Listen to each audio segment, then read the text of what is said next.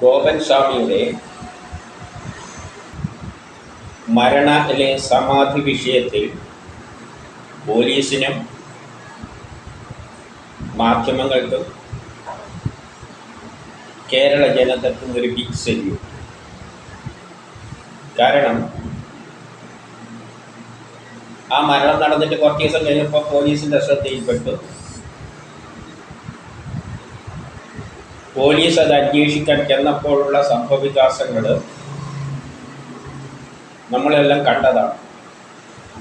അതിന് ഒരു രാഷ്ട്രീയ മതപരമായ ഒരു പരിവേഷം കൊടുക്കാൻ വേണ്ടിയിട്ടുള്ളൊരു ശ്രമം അവിടെ നടന്നിരുന്നു. അത് വലിയ കയ്യാങ്കളിയിലേക്ക് എത്തുന്ന അവസ്ഥയിലേക്ക് എത്തിയിരുന്നു. പക്ഷേ അന്നത് പോലീസ് അതേ തരത്തിൽ കൈകാര്യം ചെയ്തിരുന്നുവെങ്കിൽ കാര്യങ്ങൾ കൈവിട്ടു പോകുമായി. നമ്മളെ മുമ്പിൽ അനുഭവമുണ്ട്. ഇപ്പോൾ സ്ത്രീ പ്രവേശന വിഷയത്തിൽ തന്നെ കേസിന് പോയവരുടെ പക്ഷത്തുള്ള ഒരു വിഭാഗം തന്നെയാണ് പിന്നീട് അതിനെതിരായിട്ട് തിരിഞ്ഞത്. കോടതി നിയമവും പാസ്സാക്കി, കേരള സമ്മതവും കൊടുത്തു. പക്ഷേ പിന്നെ അതെന്തായാലും മാറി രാഷ്ട്രീയ മതപരമായിട്ടല്ല തന്നെ മാറി. പിന്നെ അതിൻ്റെ അവസ്ഥ ഇപ്പോഴെന്താണെന്ന് എല്ലാവർക്കും അറിയാം. അപ്പം അങ്ങനെയൊരു രാഷ്ട്രീയ മതപരമായ കാര്യമായി അത് മാറിയാൽ, ഈ വിഷയം മാറിയായാലും പിന്നെന്താ പറ്റുന്ന ഒരു സ്റ്റേ എല്ലാം വന്നു കഴിഞ്ഞാൽ എന്താണ് സംഭവിക്കുക? പിന്നെ അത് അതേപോലെ നിൽക്കും. പിന്നെ കേസപ്പം തീരുന്നു എന്നും പറഞ്ഞാൽ പിന്നെ ഒന്നും പറയാൻ പറ്റില്ല.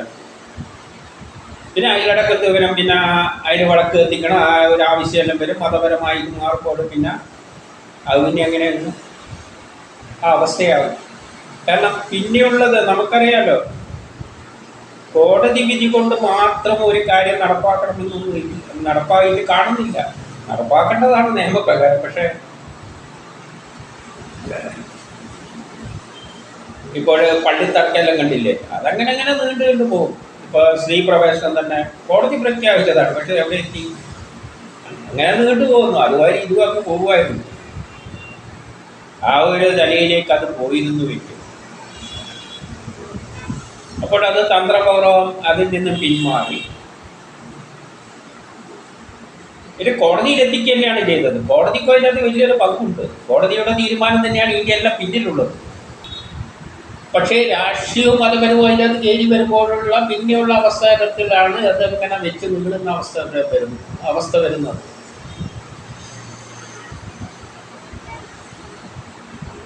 പക്ഷേ ഇവിടെ അത് സംഭവിക്കാൻ എന്തുകൊണ്ടാണ്? അവിടെയാണ് അതിൻ്റെ പ്രാധാന്യം. അവിടെയാണ് പോലീസ് മാത്രമൊന്നുമല്ല, കോടതി വിധി മാത്രമൊന്നുമല്ല, മാധ്യമങ്ങൾക്ക് വലിയൊരു പങ്ക് ഇതിനകത്ത് വന്നിട്ടുണ്ട്. നമുക്കറിയാലോ, സ്ത്രീ പ്രവേശനത്തിലെ മാധ്യമങ്ങളിൽ ഏത് പക്ഷം പിടിച്ചെന്ന്. അപ്പം മാധ്യമത്തിന് വലിയൊരു പങ്കുണ്ട്. പക്ഷെ മാധ്യമം പങ്കെടുക്കുമ്പോഴും അവർ ജനത്തിൻ്റെ വിദ്യാഭ്യാസപരമായ നിലയും കൂടി ചിന്തിക്കാനുള്ള കഴിവും കൂടി ചിന്തിച്ചുകൊണ്ടാണ് മാധ്യമവും പ്രതികരിക്കുക. കാരണം ജനത്തെ മറന്നുകൊണ്ട് കേരളം ഇപ്പം ചിലവർ പറയുന്നുണ്ട്, കേരളം എന്ത് സാക്ഷരത നേടിയിട്ട് എന്താ കൊണ്ട് ഇത് നടക്കുന്നില്ലല്ലോ. ജനത്തെ ചിന്തിക്കാതെ ഒന്നും ഒരാൾക്ക് മുന്നോട്ട് പോകാൻ. അപ്പോൾ ശബരിമല കാലത്തിൽ പിന്നെ ജനം എന്താണ് തിരിഞ്ഞതെന്നുള്ള ചോദിച്ചു കഴിഞ്ഞാൽ കോടതി പറഞ്ഞിട്ട് ജനം തിരിഞ്ഞോ ഇല്ലയോ എന്നുള്ളതല്ല, അവിടെ ഒരു വശമുണ്ട്. അത് കുറേ കാലമായിട്ട് തുടർന്നു വരുന്ന ഒരാചാരമാണ്. ഒരാചാരം ഇങ്ങനെ തുടർന്നു വരുമ്പോൾ ജനം വിചാരിച്ചതല്ല നമ്മളെ വേദങ്ങളിലുള്ളിലാണെന്ന് വെച്ചുകൊണ്ട് ആചാരമല്ല, അങ്ങ് വേദങ്ങളിൽ നിന്ന് വന്നതുകൊണ്ട്. അതുകൊണ്ടാണ് യുക്തിവാദികളിൽ ഇതിൻ്റെ എല്ലാം പിടിച്ചിട്ട് വേദത്തിനെയാണ് അറ്റാക്ക് ചെയ്യുക. നമുക്കറിയാലോ, സാധ്യ സമ്പ്രദായം നമ്മൾ ധരിച്ചു വെച്ചിരിക്കുന്ന ഇതെല്ലാം വേദങ്ങളിൽ നിന്ന് വന്നതാണ്. പിന്നെ വേദം പറയുന്നത് എന്താണെന്നറിയും? ഒരു വേദം തന്നെ. ഒരു ഭർത്താവ് മരിച്ചു കിടക്കുന്നു, സ്ത്രീ അടുത്ത് കിടക്കുന്നു, അവിടെ ഇരുന്ന് കരയുകയായിരിക്കും. അപ്പോൾ സ്ത്രീയോട് പറയുന്നു, നിന്നെ അവനുമായിട്ടുള്ള നിന്റെ കടമയെല്ലാം കഴിഞ്ഞ് എനിക്ക് വലിയ ഉത്തരവാദിത്വമുണ്ട്, നീ അവൻ്റെ വാളും എടുത്തിട്ട് എവിടെ ഇറങ്ങണം? സമൂഹത്തിലേക്ക് ഇറങ്ങണം. അവൻ അവിടെ കിടക്കട്ടെ, അവൻ്റെ കാര്യം പറയാതെ നോക്കിക്കോളും. നീ സമൂഹത്തിൽ ഇറങ്ങുക. കാരണം എനിക്ക് നിന്റെ കുടുംബത്തെ ആലോചിച്ചുകൊണ്ട് നീ സമൂഹത്തിൽ ഇറങ്ങുകയെന്ന് വേദം പറയുമ്പോൾ നമ്മൾ ധരിച്ചു വെച്ചിരിക്കുന്ന എന്താണ്? ഇതെല്ലാം വേദത്തിൽ നിന്ന് വന്നതാണ്. അതുകൊണ്ട് യുക്തിവാദികൾ എല്ലാവരുടെയും തെറി കുറ്റം ചുമക്കാൻ ആ ഒരു പാപം വേദവും. പിന്നെ ധരിച്ചു വെച്ചിരിക്കുന്ന വേദാർക്കും പഠിക്കാൻ പാടില്ല, ഒരു പ്രത്യേക ആർത്തിയെ പഠിക്കാൻ പാടില്ല. വേദം തന്നെ പറയുന്നത് സമൂഹത്തിലെ ഏറ്റവും താഴെയുള്ളവനും വേദം പഠിക്കുകയും പഠിപ്പിക്കുകയും ചെയ്യട്ടെ എന്നാണ്. പക്ഷെ ആ പഴിയും ഈ എതിർക്കുന്നവർ അതിൻ്റെ പരിധിക്ക് കിട്ടുകയുള്ളൂ. സ്ത്രീ സ്വാതന്ത്ര്യമില്ലാതെ സ്ത്രീയോടെന്താ പറയുന്നത് വേദം? സമൂഹത്തിൽ നീ പഠിച്ച്, വേദമടക്കം പഠിച്ച് ഉന്നത നിലയിലെത്തുമ്പോൾ മറ്റുള്ള സമൂഹം നിന്നെ ബഹുമാനിക്കട്ടെ എന്നാണ് പറഞ്ഞിരിക്കുന്നത്. സമൂഹത്തിൽ ഉന്നത നിലയിലെത്താണ് വേദം പറയുന്നത്. അത് പറയുക മാത്രമല്ല, വേദങ്ങൾ എഴുതിയതും സ്ത്രീകളാണ്. എഴുതിയതിലും സ്ത്രീകൾ എത്രയുണ്ട് അതൊന്നും ആർക്കും അറിയില്ല. നമ്മളിതെല്ലാം വേദത്തിൻ്റെ പരിധിയിൽ അങ്ങ് കേൾക്കും. എന്തിവിടെ നടന്നു കഴിഞ്ഞാലും ഈ ആചാരവും വേദത്തിൻ്റെ പരിധി കൊണ്ട് കയറ്റാനാണ് ശ്രമിക്കുന്നത്. ഇതെല്ലാം ചുമക്കേണ്ട പാപഭാരായിരിക്കും വേദത്തിന്. ആരെല്ലോ എന്തെല്ലോ കാട്ടിക്കൂട്ടുന്നത് സഹിക്കേണ്ടത് വേദമാണ്. എന്നാലും വേദത്തിന് ഇതിനെല്ലാം വ്യക്തമായ ഉത്തരവുണ്ടോ എന്ന് ചോദിച്ചു കഴിഞ്ഞാൽ അതെല്ലാം വേദത്തിലെ വ്യക്തമായ ഉത്തരവുണ്ട്. അപ്പം ഈ ഒരു വിഷയത്തിൻ്റെ പ്രാധാന്യം എന്താണെന്ന് വെച്ചാൽ ഇത് നിസ്സാര കാര്യമല്ല. അതായത് സമാധിയായ ഒരാൾക്ക് പിന്നെ നിയമത്തിൻ്റെ പരിധിയിലൊന്നും വരില്ല എന്ന് പറഞ്ഞു കഴിഞ്ഞാൽ ഇവിടെയൊക്കെ സമാധി എന്തോ ആകട്ടെ, അത് അന്വേഷണത്തിൽ കാണും, അതിലേക്ക് ഞാൻ കടക്കുന്നില്ല. പക്ഷെ അതൊരു സിസ്റ്റമായി മാറിക്കഴിഞ്ഞ് കഴിഞ്ഞാൽ നാളെ എന്ത് ചെയ്യും? വല്ലവരും ദേഷ്യം ഉണ്ടെങ്കിൽ ഇനി തന്ത്രം ഉപയോഗിച്ചിട്ട് തല്ലിക്കൊന്നിട്ട് അവൻ ആവശ്യപ്പെട്ടിട്ടാണ് സമാധിയാണ്, ആരോടും പറയാൻ പാടില്ല, നിന്നെ എന്നെ ഏൽപ്പിച്ചിരിക്കുക എന്ന് പറഞ്ഞു കഴിഞ്ഞിട്ട് ആർക്കും വേണ്ടിയിട്ട് തല്ലിക്കൊന്നിട്ട് അതിൻ്റെ അകത്ത് ആക്കുകയും ചെയ്യാം. അപ്പം അതിൻ്റെ എല്ലാം ഭവിഷ്യത്ത് ദൂരവ്യാപകമായ ഫലങ്ങൾ ഉണ്ടാകുമായിരുന്നു. അപ്പം അതിനെല്ലാം ആരോഗ്യം വന്നത് എന്തുകൊണ്ടാണ്? ഈ മാധ്യമങ്ങൾ ഉയർന്ന് പ്രവർത്തിച്ചു. എന്തുകൊണ്ടാണ് മാധ്യമം ഉയർന്ന് പ്രവർത്തിച്ചത്? ജനത്തിൻ്റെ മനസ്സും നോക്കിക്കൊണ്ട് തന്നെയാണ്. കാരണം ജനം സ്ത്രീ പ്രവേശനത്തിൽ അതൊരു ആചാരമാണ്, കുറേ കാലമായിട്ട് തുടർന്നു വരുന്നതാണ്. അതുമാതിരി വിദ്യാഭ്യാസം ഒരു വിഭാഗത്തിനെ പഠിക്കാൻ പറ്റുമെന്നുള്ള തലയിലാണ് ഇപ്പോഴും സ്ത്രീകൾ സതിയിൽ ആത്മഹത്യ ചെയ്യേണ്ടതാണെന്ന് ചിന്തിക്കുന്ന വിഭാഗമാണ് ഇവിടെ. എല്ലാവരും മനസ്സിലതുണ്ടാവും. അത് മതത്തിനെതിരായിട്ട് നീങ്ങിയതാണ്. യഥാർത്ഥത്തിൽ വേദം അതുമായിട്ട് ഏറെ എതിരാണ്. അതുപോലെ തന്നെ എല്ലാം തന്നെ പലതും ഇതിലേക്കൊന്നും ഇപ്പം കിടക്കുന്നില്ല. ഇപ്പം സ്ത്രീകൾക്ക് പഠിക്കാമോ? വേദം എല്ലാവർക്കും പഠിക്കാമെന്നാണ്. സ്ത്രീകൾ ഭർത്താവ് മരിച്ച സതിൻ്റെ ഇതെല്ലാം വേദത്തിനെതിരാണ്. പക്ഷേ ജനത്തിനറിയില്ല. അതുകൊണ്ട് തന്നെ ജനങ്ങൾ എന്ത് ചെയ്യും? ഒരു പണ്ടേയുള്ള എന്തോ ഒരു ആത്മീയപരമാണ് എന്ന് പറഞ്ഞുകൊണ്ടങ്ങ് പോകും. പക്ഷെ ഇതിലതല്ല. ഇതിൽ ഇങ്ങനെ ആരും ഒരാൾ സമാധി വരെ കണ്ടിട്ടുണ്ട്. അത് മരിച്ചു കഴിഞ്ഞാൽ ജനങ്ങളെടുത്തിട്ട് സമാധി എത്തിയിട്ടെല്ലാം ആക്കുന്നുണ്ട്. അല്ലാതെ ഈ ഒരവസ്ഥയിൽ ആരെയും കാണിക്കാതെ എല്ലാം വന്നപ്പോൾ ജനത്തിന് പുതിയൊരു അനുഭവമാണ്. അപ്പം അവർക്ക് പുതുതായിട്ടൊന്ന് ചിന്തിക്കാം. കാരണം ആചാരമാകുമ്പോൾ പ്രശ്നമുണ്ട്. എത്ര വിദ്യാഭ്യാസമുള്ളവരാണ് ആചാരം തുടരുന്ന ഒരു ആചാരത്തിന് മാറ്റാൻ? ഇപ്പം തന്നെ കണ്ടില്ലേ, ഷർട്ട് ഇടാൻ പറ്റുമോ ഇല്ലയോ ഒന്നുമില്ലെന്നോ ക്ഷേത്രത്തിൽ കയറുന്നത്. അല്ലെ ശീലിച്ചു പോയതുകൊണ്ടാണ്. അതിനെ മാറ്റാൻ എത്ര പഠിച്ചു കഴിഞ്ഞാലും അത് കുറച്ച് സമയമുണ്ട്. പക്ഷെ ഇതല്ല, ഇതൊരു പുതിയ സംഭവം ആദ്യമായിട്ട് കേൾക്കുമ്പോൾ ജനം ചിന്തിച്ചു. മാധ്യമങ്ങളും അപ്പോൾ ജനത്തിൻ്റെ ആ ഫീലിംഗ് ഉൾക്കൊണ്ടുകൊണ്ട് തന്നെയാണ് മാധ്യമങ്ങൾ പ്രതികരിച്ചത്. അതുകൊണ്ട് തന്നെയാണ് ഇന്നിപ്പോൾ അത് എടുക്കാൻ വന്നപ്പോൾ ആരും ഇത്രയും ശാന്തമായ ഒരവസ്ഥ. അവർ വന്നു അവരെ ജോലി എടുത്തിട്ട് പോകുന്നു. ഒരു എതിർപ്പും ഒരു വാദത്തും ഇല്ല. അതാണ് പോലീസിൻ്റെ ഒരു തന്ത്രം ഇവിടെ വിജയിച്ചത്. കോടതിയുടെ വിധിയും പുഷ്പം പോലെ നടപ്പായി. എന്തുകൊണ്ട്? മാധ്യമത്തിനൊരു വലിയ പങ്കുണ്ടെങ്കിലും അത് ജനങ്ങളുടെ മനസ്സും കൂടി ചിന്തിച്ചുകൊണ്ടാണ്. ജനങ്ങൾ ചിന്തിക്കുവാൻ തുടങ്ങി. കാരണം ഇതുവരെ ഇല്ലാത്ത ഒരു ആചാരമാണ്. അപ്പം ജനങ്ങൾ അത് ഒന്ന് ചിന്തിക്കാൻ തുടങ്ങി. ഈ ജനത്തിൻ്റെ മനസ്സ് മനസ്സിലാക്കിയിട്ടാണ് മാധ്യമങ്ങൾ എന്ത് ചെയ്തത്, അതിനൊക്കെ പിടിച്ചത്. അപ്പം രണ്ടും കൂടി ആയപ്പോൾ ഒന്നും ചെയ്യാൻ പറ്റി കോടതിയിൽ നിന്നുള്ളത്. ഈ കാര്യത്തിൽ പോലീസും വിജയിച്ചു. നേരെ പറഞ്ഞ് ജനങ്ങൾ അത്ര ഉയർന്ന നിലയിൽ ചിന്തിച്ചിട്ടില്ലായിരുന്നുവെങ്കിൽ, ഇതൊരു പഴയ ആചാരമായിട്ട് ജനത്തിന് ബോധ്യപ്പെട്ടിരുന്നുവെങ്കിൽ, വേറെ വല്ല ഉദാഹരണങ്ങളും ജനത്തിൻ്റെ മുമ്പിൽ ഉണ്ടായിരുന്നുവെങ്കിൽ ഇതിങ്ങനെയല്ല സ്ഥിതി ജനത്തിൻ്റെ. അതുകൊണ്ടാണ് എന്നെയും വേറെ ഉപ്പൂപ്പന്മാരുള്ള ഇതേമാതിരി സമാധിയായിട്ടുണ്ടെന്ന് പറഞ്ഞ് സ്ഥാപിക്കാൻ അവിടെ ഒരു ശ്രമം നടന്നിട്ടുണ്ട്.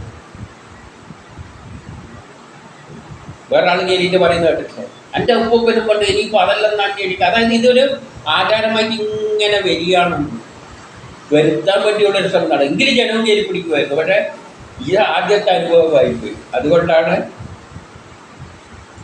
സംഗതി കയ്യിൽ നിന്ന് വിട്ടുപോയത്. യഥാർത്ഥത്തിൽ ഇതിനെല്ലാം ഉത്തരം, ഇതെല്ലാം ആത്മീയമാണെങ്കിൽ ആത്മീയത്തിനുള്ള ഉത്തരം വ്യക്തമായ വേദ പുരാണ ഉപനിഷത്തുക്കളിലുണ്ട്. എന്നാൽ ആത്മീയ പണ്ഡിതന്മാരെന്ന് പറയുന്നവർ പോലും ഇതിലൊന്നും മിണ്ടുന്നില്ല, ഒന്നും മിണ്ടുന്നില്ല. ഇത് ചിന്തിച്ചു നോക്കൂ, എന്തുകൊണ്ടാണത്? കാരണം ഇതിനെ സപ്പോർട്ട്, ഈ പറയുന്ന കാര്യങ്ങൾക്ക് സപ്പോർട്ടീവായിട്ടുള്ള ഒന്നും അവർ വേദത്തിൽ കണ്ടിട്ടില്ല. അതുകൊണ്ടാണ് വേദം എന്ന് പറയുമ്പോൾ ഋഗ്വേദം, യജുർവേദം, സാമവേദം, അഥർവവേദം, 108 ഉപനിഷത്ത്, പുരാണങ്ങൾ, അല്ലാതെ അതിൻ്റെ ശേഷം വന്ന സ്മൃതികളല്ല. സ്മൃതികൾ പിന്നെ ഉണ്ടാക്കി വെച്ചതാണ്. അതെല്ലാണ് സതീ സമ്പ്രദായമെല്ലാം അങ്ങനെ വന്നതാണ്. സ്ത്രീകളൊന്നും വേദങ്ങളെല്ലാം ഒരു കൂട്ടരെ പഠിക്കുന്നല്ല, പിന്നെ ഉണ്ടാക്കി വെച്ചതാണ്. അത് സ്മൃതികളാണ്, സ്മൃതികൾ. ഇവിടെ പല ചോദ്യങ്ങൾ ഉണ്ടായിട്ടുണ്ട്. അതിന് പോലും ശാസ്ത്രീയമായ ഒരു ഉത്തരം പറയാൻ, ശാസ്ത്രം എന്ന് പറഞ്ഞാൽ വേദത്തിൻ്റെ, വേദം ഒരു സയൻസ് പുസ്തകം തന്നെയാണ്. വേദത്തിൻ്റെ അടിസ്ഥാനത്തിൽ ഉത്തരം പറയാൻ ആരും ശ്രമിച്ചിട്ടില്ല. ഒന്നാമത്തേതെന്ന് പറഞ്ഞു കഴിഞ്ഞാൽ ഒരു കാര്യം, എന്താണ് സ്വാമിയും സന്യാസിയും തമ്മിലുള്ള വ്യത്യാസം? സ്വാമി സന്യാസി അങ്ങനെ കൂട്ടി നടക്കുകയാണ്, രണ്ടും ഒന്നുമാതിരി പോവുകയാണ്. രണ്ടും എങ്ങനെ ഒന്നാകുന്നത്? സ്വാമി തന്നെ, സന്യാസി തന്നെ. അതിൻ്റെ ഗുണങ്ങളെപ്പറ്റി വേദങ്ങൾ വളരെ, ഉപനിഷത്ത് വളരെ വ്യക്തമായിട്ട് പറയുന്നുണ്ട്. വേദത്തിലധികം സ്വാമിയല്ല, സന്യാസിയാണ്, സന്യാസമാണ്. സ്വാമി വരുന്ന പുരാണ കഥകളിലാണ് അധികവും.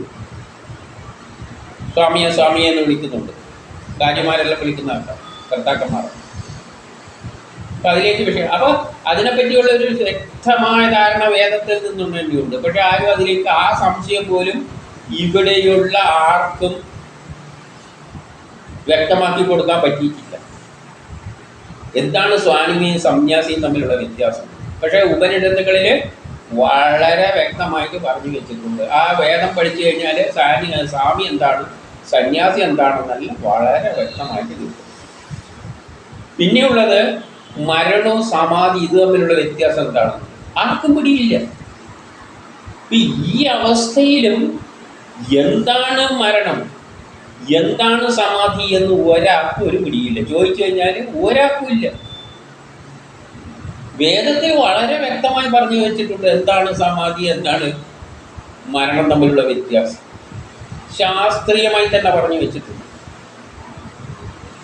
അതുപോലും മനസ്സിലാക്കിയിട്ടില്ല. ഇത് രണ്ടും തമ്മിൽ എന്താണ് വ്യത്യാസം? ഒരു വ്യത്യാസം ഉണ്ടല്ലോ. എന്തിലാണ് വ്യത്യാസം? അതും ആർക്കും പറഞ്ഞു കൊടുത്തതായിട്ട് കേട്ടില്ല. എന്തെല്ലോ സമാധിക്ക് കുറച്ച് വ്യാഖ്യാനങ്ങൾ, അതെല്ലാം അവരവരുടെ കയ്യിൽ നിന്നിട്ട് പറയുന്നതല്ലാതെ, അല്ലെങ്കിൽ കഴിഞ്ഞ് ഇന്നാൾ സമാധിയായിട്ടുണ്ട്, ഇന്നാൾ സമാധി, എന്തിന് ഇന്നാൾ സമാധിയായി, ഇന്നയാൾ സമാധിയായി എന്ന് പറയുന്നത്? വേദത്തിൽ നല്ല ഇതെല്ലാം വന്നിരിക്കുന്നു. വേദത്തിലൂടെ വരികൾ വെച്ചിട്ട് ഉദ്ധരിച്ചൂടെ? വേദവരികൾ, സമാധിൻ്റെ ലക്ഷണങ്ങൾ, മരണത്തിൻ്റെ ലക്ഷണങ്ങൾ, അതെല്ലാം വ്യക്തമായിട്ട് വേദങ്ങളിൽ പറഞ്ഞിട്ടുണ്ട്. ആരാണ് സ്വാമി, ഏതാണ് സന്യാസി, വ്യക്തമായി പറഞ്ഞിട്ടുണ്ട്. അതിലേക്കൊന്നും ആരും കിടക്കുന്നില്ല. കാരണം ഇങ്ങനെയൊരു ഇഷ്യൂ ഉണ്ടാകുമ്പോൾ ഇതിലെല്ലാം ജനങ്ങൾക്ക് അതിനെപ്പറ്റി ശരിയായ ഒരു ബോധം ഉണ്ടാക്കി കൊടുക്കേണ്ട ഉത്തരം അത് ജനത്തിന് മനസ്സിലാകുന്ന കാര്യത്തിൽ പറഞ്ഞു കൊടുക്കണം. വേദം മനസ്സിലാകുന്ന കാര്യത്തിൽ തന്നെയാണ് പറഞ്ഞിരിക്കുന്നത്. എന്താണ് സന്യാസി, എന്താണ് സ്വാമി എന്നുള്ളത്.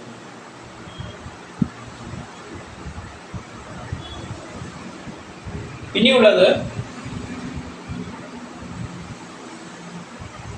ആർക്കാണ് ഈ സന്യാസത്തിനും സ്വാമിയാകുന്നതിന് അർഹത? ഒരു സന്യാസത്തിലേക്ക് ഒരു സ്വാമിയായി തീരുന്നതിന് ഒരു അടിസ്ഥാന യോഗ്യതയുണ്ട്. ആ യോഗ്യത എന്താണ്? ഒരാൾ സമാധിയാകുന്നുണ്ടെങ്കിൽ അടിസ്ഥാനപരമായ യോഗ്യതയിലൂടെയാണോ അയാൾ പോയിരിക്കുന്നത്? ആ അടിസ്ഥാന യോഗ്യതകൾ അംഗീകരിക്കുന്നുണ്ടോ? അത് ഏത് പറയുന്ന വേദപുരാണ ഉപനിഷത്തുകൾ, അല്ലാതെ സ്മൃതി വെച്ചിട്ടൊന്നും അത് പിൽക്കാലത്ത് ആർക്കും എന്തും ഉണ്ടാക്കിയിട്ടാലോ, അത് വേറെ കാര്യമാണ്. സതീ സമ്പ്രദായം ഉണ്ടാക്കിയിട്ട മാതിരി അല്ല പിൽക്കാലത്ത് ഉണ്ടാക്കിയതാണ്. അപ്പോൾ യഥാർത്ഥത്തിൽ എന്താണ് ഒരു സന്യാസിയാകാൻ അല്ലെങ്കിൽ ഒരു സ്വാമിയാകാൻ? സ്വാമിയല്ല, സ്വാമീൻ്റെ എല്ലാം വരുന്നല്ലോ. സ്വാമിയാകാനുള്ള യോഗ്യത എന്താണ്? സന്യാസിയാകാനുള്ള യോഗ്യത എന്താണ്? എപ്പോഴാണ് സമാധിയാവുക? ആരാണ് സമാധിയാവുക? സമാധി ആയിക്കഴിഞ്ഞാലുള്ള അവരുടെ അവസ്ഥ എന്താണ്? ഇതെല്ലാം വ്യക്തമായിട്ട് വേദപുരാണങ്ങൾ പറഞ്ഞു തരുന്നുണ്ട്. ആർക്കും മനസ്സിലാകുന്ന തരത്തിൽ പറഞ്ഞു കൊടുക്കാവുന്നതേ ഉള്ളൂ. പക്ഷെ അതിലൊന്നും ആരും മെനക്കെടുത്തില്ല. ഇനി ആത്മീയ ഗുരുക്കന്മാർ ചെയ്യേണ്ട ഒരു പ്രധാനപ്പെട്ട ധർമ്മമല്ലേ ഇത്? ആത്മീയ ഗുരുക്കന്മാർ അതും ഉദ്ധരിക്കുന്നത് പണ്ട് ഇന്നാൾ സമാധിയായിട്ടുണ്ട്, ഇന്നാൾ സമാധിയായിട്ടുണ്ട് എന്നല്ല.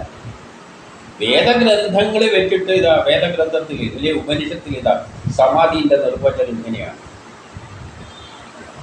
അല്ലാതെ നെറ്റ് തപ്പി നോക്കിയിട്ട് കിട്ടുന്ന ഉത്തരങ്ങളല്ല. നെറ്റിൽ തപ്പിയാലും എടുക്കാം, അത് വേദവരി ഉദ്ധരിക്കുക തന്നെയായിരിക്കണം. ഇതിലെ ഏറ്റവും പ്രധാനം എന്ന് പറഞ്ഞാൽ ഉപനിഷത്തുക്കൾ തന്നെയാണ്. പുരാണ കഥകൾ കാണും. പുരാണ കഥകളിൽ തന്നെ നമുക്ക് സന്യാസത്തിലേക്ക് പോകുന്ന എങ്ങനെയാണെന്നെല്ലാം വളരെ വ്യക്തമായിട്ട് എപ്പോഴും ഭാഗവതത്തിലെടുത്ത് പറയുന്നവരല്ലേ. ഭാഗവതത്തിൽ തന്നെ ഓരോ സന്യാസിക്കാൻ പോയ അവസ്ഥ വിസ്തരിച്ച് പറഞ്ഞു വെച്ചിട്ടുണ്ട്. എങ്ങനെയാണ് സന്യാസത്തിലേക്ക് പോകുമ്പോഴുള്ള ആ അവസ്ഥ. ബ്രഹ്മസാക്ഷാത്കാരമാണ് ലക്ഷ്യം. അവർ പോകുമ്പോൾ എങ്ങനെയാണ് പോകേണ്ടത്, അവരുടെ പ്രത്യേകത എന്താണ്, ആ സമയത്ത് അവരുടെ അവസ്ഥ ഏതായിട്ട് മാറും. പിന്നെ ഈ ഹിന്ദു മുസ്ലിം അതിനുള്ള ഉത്തരം എല്ലാം വേദത്തിലുണ്ട്. മുസ്ലിങ്ങളെ പറ്റിയോ ക്രിസ്ത്യാനികളെ പറ്റിയോ ഹിന്ദു എന്ന് പറഞ്ഞൊന്നുമില്ല. അവരെല്ലാവരുടെ കാര്യങ്ങൾ പറഞ്ഞിട്ടുണ്ട്. അതിൽ വ്യക്തമായി പറഞ്ഞിട്ടുണ്ട്. വേദത്തിൽ ഇല്ലാത്തതായിട്ട് ഒന്നുമില്ല. വേദത്തിലുള്ളത് എവിടെയും കാണാം, വേദത്തിൽ ഇല്ലാത്തത് ഒരിക്കലും കാണില്ല. അപ്പോൾ അതിന് ഇസ്ലാമിനെ പറ്റി പറഞ്ഞിട്ടുണ്ട്, ക്രിസ്ത്യാനികളെ പറ്റി പറഞ്ഞിട്ടുണ്ട്. അവരെല്ലാം അവരുടേതായ വഴികളിൽ പോകുന്നു. അവരെല്ലാം എങ്ങനെ സമീപിക്കണം എന്നെല്ലാം വ്യക്തമായി പറയുന്നുണ്ട്. നമ്മളിന്ന് സമീപിക്കുന്ന തരത്തിലാണോ? നമ്മളിപ്പോൾ എന്ത് വരുമ്പോൾ ഈ വിഭാഗീയത ചിന്ത, ഈ വിഭാഗീയത ചിന്തയെല്ലാം വേദത്തിലുള്ളതാണ്. ഈ വിഭാഗീയതയെ പറ്റി വേദത്തിൽ പറഞ്ഞിട്ടുണ്ട്. അതെങ്ങനെയാണ് കാണേണ്ടത്? അതെല്ലാം വേദത്തിലുണ്ടെന്ന്. വേദത്തിൻ്റെ അടിസ്ഥാനത്തിലായിരിക്കണം നമ്മളെന്ത് സംസാരിക്കുമ്പോഴും സംസാരിക്കേണ്ടത്. വേദപുരാണ ഉപനിഷത്ത് അപ്പോൾ വേദവരികളുടെ അടിസ്ഥാനത്തിൽ. അങ്ങനെയാകുമ്പോൾ ഇവിടെ ഒരു പ്രശ്നവുമില്ല. വളരെ സിമ്പിളാണ്. എല്ലാത്തിൻ്റെ ഉത്തരം അവിടെ നോക്കുക, അത് വെച്ചുകൊണ്ട് കാര്യം ചെയ്തു കഴിഞ്ഞാൽ ഇവിടെ ഇത്രയും ശാന്തിയുള്ളൊരു നാട് ലോകത്തിൽ ഭാരതമല്ലാതെ വേറെ എവിടെയും കാണില്ല. അത്രയും മഹത്തരമാണ് ഈ വേദം. ലോകത്തിൽ ഇത്രയും ഐക്യത്തോടെ സ്നേഹമല്ല, സ്നേഹം എന്ന് പറയുന്നത് മനുഷ്യൻ്റെ വേദം തന്നെ പറയുന്ന ഈ സ്നേഹം എന്ന് പറയുന്ന പരിപാടി തന്നെയാണ് പല ബന്ധനത്തിനുമല്ല കാരണമാക്കുന്നത്. ഈ ദുഃഖത്തിനിടയാക്കുന്നത് സ്നേഹമാണ്. സ്നേഹമല്ല വേദം പറയുന്ന നിർദ്ദേശം. എല്ലാം ഞാനായി കാണുക, അതാണ് വേദത്തിൻ്റെ അടിസ്ഥാനം. എല്ലാം ബ്രഹ്മമാണ്, അതും ബ്രഹ്മമാണ്, ഇതും ബ്രഹ്മമാണ്, എല്ലാം ബ്രഹ്മമാണ്. ഇതാണ് വേദത്തിൻ്റെ അടിസ്ഥാനത. അങ്ങനെ ചിന്തിച്ചു കഴിഞ്ഞാൽ ഇവിടെ ഒരു ശല്യവും. അതുകൊണ്ട് വേദത്തെ നമ്മൾ ധരിച്ച മാതിരിയൊന്നും അല്ല. ലോകശാന്തിക്കാണ് വേദം ശ്രമിക്കുന്നത്. ഇപ്പം നമ്മളെ വിഷയത്തിൽ നിന്ന് മാറിപ്പോയി, അതിലേക്കെല്ലാം വരാം. അപ്പോൾ അങ്ങനെയുള്ള ഒരു വേദത്തിൻ്റെ അടിസ്ഥാനത്തിൽ ഇതിനെ വിലയിരുത്തി വരുന്നുവെങ്കിൽ ഈ പോലീസിനൊന്നും ഇത്ര പാടുപെടേണ്ടിയൊന്നും ആവശ്യം വരില്ലായിരുന്നു.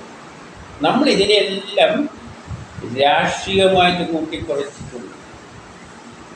മതവും രാഷ്ട്രീയമല്ലായിട്ട് കൂട്ടിക്കുഴച്ചുകൊണ്ട് പോകുന്നതാണ്. വേദം ഒരു മതഗ്രന്ഥമല്ല. ആദ്യം മനസ്സിലാക്കേണ്ടത് വേദം ഒരു മതഗ്രന്ഥമല്ല. മതങ്ങളായിട്ടുള്ള ഒരു സമീപനവും വേദത്തിലില്ല. അത് ശാസ്ത്രീയമാണ്. അതിൽ സമാധി എന്താണ്, മരണം എന്താണ് എന്നെല്ലാം വ്യക്തമായി വിവരിച്ചിട്ടുണ്ട്. അത് മനസ്സിലാക്കിയിരുന്നുവെങ്കിൽ ഇവിടെ ഇങ്ങനെ കുരുടൻ ഇരുട്ടിൽ തപ്പുന്നമാര് തപ്പേണ്ട ആവശ്യം വരില്ലായിരുന്നു. അതെടുത്ത് നോക്കിയിട്ട് എന്താണ് സമാധി എന്ന് മനസ്സിലാക്കി കഴിഞ്ഞാൽ ഈ നടക്കുന്നത് ശരിയാണോ, വേദത്തിനനുസരിച്ചാണോ അല്ലയോ എന്ന് ഒറ്റ വാക്കിൽ പറഞ്ഞു കൊടുക്കാനേ ഉള്ളൂ. ആ വേദവരികൾ ഉദ്ധരിച്ചു കഴിഞ്ഞാൽ തന്നെ ആ പ്രശ്നം അപ്പോൾ തീരുന്നതാണ്. ഇവിടെ നമ്മളിതെല്ലാം തെറ്റായ എന്തെല്ലോ ധാരണകളെ വെച്ചിട്ട് വേദങ്ങളെ തന്നെ എവിടെയെങ്കിലും എത്തിക്കാൻ ശ്രമിക്കുന്നുണ്ടോ? എന്തായാലും കേരള ജനത വിദ്യാഭ്യാസപരമായിട്ട് ഉയർന്നത് തന്നെയാണ്, അതിൽ സംശയമൊന്നുമില്ല. അതുകൊണ്ട് തന്നെയാണ് പുതിയൊരു ആചാരം വരാൻ തുടങ്ങിയപ്പോൾ ഇതൊരു പുതിയ ആചാരമായിട്ടാണ് അവർ കണ്ടത്. അതുകൊണ്ട് അതിൽ അവരെ ബുദ്ധി ഉപയോഗിച്ച് ചിന്തിക്കാൻ തുടങ്ങി. പക്ഷേ യഥാർത്ഥത്തിൽ അവർ ചെയ്യേണ്ട വേദത്തിൻ്റെ അടിസ്ഥാനത്തിൽ തന്നെ ചിന്തിക്കണം. ജനങ്ങളെ വേദങ്ങളെപ്പറ്റി ശരിയായ ബോധമുണ്ടാക്കണം. വേദങ്ങൾ അതൊരു മതഗ്രന്ഥമല്ല. വേദങ്ങളെപ്പറ്റി ശരിയായ നിലയിൽ ബോധമുള്ള ഒരു ജനതയായിരുന്നുവെങ്കിൽ ഒരു സംഭവം നടക്കുമ്പോൾ അവരെ വേദത്തിൻ്റെ അടിസ്ഥാനത്തിൽ വിലയിരുത്തി അത് ശരിയാണോ തെറ്റാണോ എന്ന് അവിടെ വെച്ച് പറയും. ഇത് ശരിയാണോ തെറ്റാണോ. പിന്നെ അതിന് പോലീസൊന്നും വേണ്ട. വേദം തന്നെ പറഞ്ഞു തരുന്നുണ്ട് എന്താണ് സമാധി എന്ന്. ആർക്കാണ് സമാധി അർഹനായിട്ടുള്ളത്, എങ്ങനെയാണ് സമാധി, എന്താണ് സമാധി, അത് മരണവും തമ്മിലുള്ള വ്യത്യാസം എന്താണ്, ഇതെല്ലാം വ്യക്തമായിട്ട് വേദത്തിൽ പറഞ്ഞിട്ടുണ്ട്. അത് അറിയുന്ന ഒരാളാണെങ്കിൽ ഈ ഒരു സംഭവം നടക്കുമ്പോൾ ആ ബുദ്ധി വെച്ച് വേദത്തിൻ്റെ അടിസ്ഥാനത്തിൽ, ഇപ്പം കോടതികളെല്ലാം കോടതി നിയമത്തിൻ്റെ അടിസ്ഥാനത്തിലാണ് വിലയിരുത്തുന്നത്. അതുപോലെ ഇപ്പം ക്രിസ്ത്യാനികളും മുസ്ലിങ്ങളും എല്ലാം തന്നെ അവരുടെ ഗ്രന്ഥം അനുസരിച്ചാണ് വിലയിരുത്തുന്നത്. നമ്മളതല്ല ചെയ്യുന്നത്. നമ്മൾ ഇതുവരെ എന്താണോ നമ്മൾ ചെയ്തുകൊണ്ടിരുന്നത് കുറേ ആചാരം ഉണ്ടല്ലോ, ആ ആചാരവും പിടിച്ചുകൊണ്ട് അതിൻ്റെ അടിസ്ഥാനത്തിലാണ് നമ്മൾ വിലയിരുത്തുന്നത്. അവിടെയാണ് കേരളത്തിൻ്റെ വേദജ്ഞാനത്തിൻ്റെ അഭാവം കിടക്കുന്നത്. കേരളീയർ വേദം പഠിക്കണം, വേദത്തിലൂടെ മനസ്സിലാക്കണം എന്താണ് ലോകത്തിലുള്ള ഏത് മതത്തിൻ്റെ കാര്യമായാലും അതിനുള്ള ഉത്തരമെല്ലാം നമുക്ക് വേദത്തിൽ നിന്ന് പറഞ്ഞു കൊടുക്കാൻ പറ്റും. ഇപ്പം പല മതങ്ങളിലും പല വിഷയത്തിൻ്റെ പേരിൽ അവരവർ തമ്മിൽ തല്ലിയിട്ട് പലതായിട്ട് വിഭാഗം തീർന്നു. വേദം പഠിച്ചവർക്ക് പറഞ്ഞു കൊടുക്കാൻ പറ്റും ഇതാണ് ശരി, ഇതാണ് തെറ്റ്. നമ്മൾ ഓരോ സംഭവം നടക്കുമ്പോൾ നമുക്ക് അതിൻ്റെ അകത്ത് എന്നാലെ പറയാൻ പറ്റും ഇതാണ് ശരി, ഇതാണ് തെറ്റ്. അതാണ് വേദത്തിൻ്റെ മഹത്വം. കാരണം അതൊരു സമ്പൂർണ്ണ ജ്ഞാനമാണ്. അതിൽ സയൻസുണ്ട്, ഈ എല്ലാം ഉണ്ട്, അതിലില്ലാത്തതായിട്ടൊന്നുമില്ല. വേദത്തിലുള്ളത് എവിടെയും കാണും, വേദത്തിലില്ലാത്തത് ഒരിക്കലും കാണില്ല. അപ്പം നമുക്ക് വേദജ്ഞാനമില്ല, അതിനാരും ശ്രമിക്കുന്നുമില്ല. അതാണ് നമ്മളെ ശാപം. അതുകൊണ്ട് ഇപ്പോൾ സംഭവിക്കുന്ന എന്താണ്, എന്തെല്ലാം മനുഷ്യൻ്റെ ബുദ്ധിക്ക് നിരക്കാത്ത കാര്യങ്ങൾ നടക്കുന്നുണ്ടോ അതെല്ലാം വേദത്തിൻ്റെ തലയിൽ വെച്ചു കൊടുക്കുകയാണ്. ഇതെല്ലാം നമ്മളെ വേദമാണ്, വേദത്തിലുള്ളതാണ്, ഇതാണ് എന്ന് പറഞ്ഞുകൊണ്ട് ഈ നിഷ്പക്ഷമായി നിൽക്കുന്ന ലോകം വേദത്തെ എങ്ങനെയാണ് കാണുക? ഈ സംഭവം ലോകം മുഴുവൻ വാച്ച് ചെയ്യുന്നത്. നാളെ മറ്റുള്ള രാഷ്ട്രങ്ങൾ എന്താണ് ചിന്തിക്കുക? ഈ വേദങ്ങൾ ഇങ്ങനെയാണ്, ഇതെന്തൊരു സംഭവം എന്നെല്ലാം വേദങ്ങളിൽ ചിന്തിച്ചു പോകുമായിരുന്നു. അപ്പം നമ്മൾ തന്നെ വേദങ്ങളെ ഒരുമാതിരി എന്തോ ആക്കിക്കൊണ്ട് പോവുകയാണ്. ഈ സംഭവം ഇതിന്ന് കൈവിട്ടു പോയിരുന്നു എങ്കിൽ ലോകരാഷ്ട്രങ്ങൾ വേദങ്ങളെ കാണുന്നത് ഇങ്ങനെയാണ്. പിന്നെ ആ വേദം ഒന്ന് കേൾക്കുമ്പോൾ തന്നെ അവർ അത് തൊടൂല്ല, അതങ്ങ് മാറ്റി നിർത്തും. വേദം എല്ലാവരും കൈമേലെ സ്വീകരിക്കേണ്ട ഒരവസ്ഥയിൽ ഉണ്ടാക്കിയെടുക്കണം. അതിന് വേദത്തിലുള്ള ഉന്നതമായ നില, ഏറ്റവും ഉയർന്നമായ നിലയാണ് വേദത്തിലുള്ളത്. ഏത് മനുഷ്യനും കേട്ടാൽ അർത്ഥം വിടുന്ന കാര്യങ്ങളാണ് വേദത്തിലുള്ളത്. അത് ലോകത്തിൻ്റെ മുമ്പിൽ അവതരിപ്പിച്ചിരുന്നെങ്കിൽ എല്ലാതും ഇത് വാരിപ്പുണരും. ശാസ്ത്രലോകം തന്നെ കണ്ടെത്താത്ത കാര്യങ്ങൾ നമ്മൾ ഇട്ടുകഴിഞ്ഞു. പ്രപഞ്ചഘടന, 7 ലോകങ്ങളുടെ ഘടന എന്താണ് പടത്തിൽ സഹിതം എടുത്ത് ഇട്ടിട്ടുണ്ട്. ഇനി ശാസ്ത്രലോകം എടുത്ത് അന്വേഷിച്ച് നോക്കട്ടെ എങ്ങനെയാണ് ആ പ്രപഞ്ചത്തിൻ്റെ ഘടനയുള്ളത്. അവർ എത്തിച്ചേരാൻ പോകുന്ന അവിടെ തന്നെയാണ്. ഈശ്വരൻ എന്താണെന്ന് പറഞ്ഞു കഴിഞ്ഞു, ബ്രഹ്മം എന്താണെന്ന്. ശാസ്ത്രലോകം അന്വേഷിച്ച് നോക്കട്ടെ, അവിടെ തന്നെയാണ് അവരെത്താൻ പോകുന്നത്. പ്രപഞ്ചം ഏതിൽ നിന്നുണ്ടായ അതിലേക്ക്. ഇനി എങ്ങനെ ഗ്രഹങ്ങൾ നമ്മളെ പിങ്ങളായ ഈ നാടികളിലൂടെ നമ്മളെ കൺട്രോൾ ചെയ്യുന്നു, അതെല്ലാം ശാസ്ത്രലോകം ആദ്യം മെഡിസിന് പോലും കണ്ടെത്താത്ത കാര്യങ്ങളാണ്. അതെല്ലാം ഇനി നാളെ പറയാൻ പോകുന്നത്. അപ്പം അത്രയും അമൂല്യമായ ശാസ്ത്രതത്വങ്ങളുള്ള ഗ്രന്ഥത്തെയാണ് നമ്മളിങ്ങനെ വിദേശികൾ പോലും അറപ്പും വെറുപ്പും ഉണ്ടാക്കുന്ന തരത്തിലുള്ള സംഭവങ്ങളിലൂടെ അതിനെയെല്ലാം കൊണ്ട് വേദത്തിൻ്റെ പേരെ ചേർത്ത് വെച്ചുകൊണ്ട് ഉണ്ടാക്കാൻ ശ്രമിക്കുന്നത്. അതിൽ നിന്നും വേദത്തെ മോചിപ്പിക്കുകയാണ് ആത്മീയ ഗുരുക്കന്മാരുടെ കടമ.